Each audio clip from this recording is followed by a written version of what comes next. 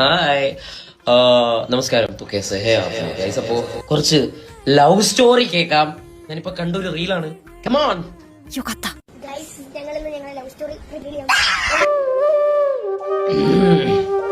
ഇതാണ് ഞാൻ പറഞ്ഞ സാധനം. കണ്ടോ? ഫുള്ള് കണ്ടോ? എന്തോന്ന് ലുഡോയാ? ഗ്രീൻ ആരാ? പറ കേക്കട്ടെ.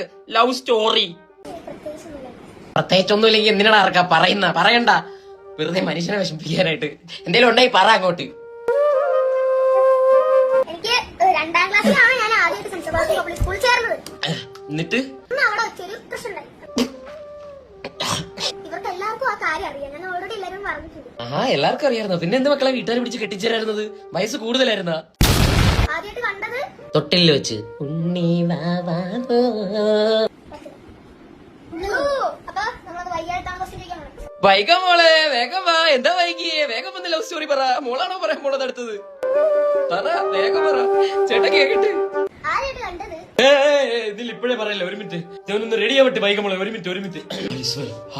എന്നെ കൊണ്ട് ഇത് പറ്റും കേൾക്കാൻ. കാരണം നീ അത്രയും സ്ട്രോങ് ആണ്. കുറച്ച് പിള്ളേരെ ഒന്ന് ലവ് സ്റ്റോറി പറഞ്ഞെന്ന് പറഞ്ഞ് നീ അങ്ങ് തളർന്നു പോവൂ. കോമാളി കരയാൻ പാടില്ല. ഓക്കെ പറ വൈകാം മോളെ. ആദ്യമായിട്ട് കണ്ടത് പറ. എവിടെ വെച്ചാ? അംഗൻവാടി പഠിക്കുമ്പോഴാണ്. അഖിൽമാരുടെ ഒരു ഉത്തരവശമം കാണത്തില്ല. ചക്കയല്ലേ താമരല്ലേ ചക്ക. നമ്മുടെയൊക്കെ MLA. എനിക്ക്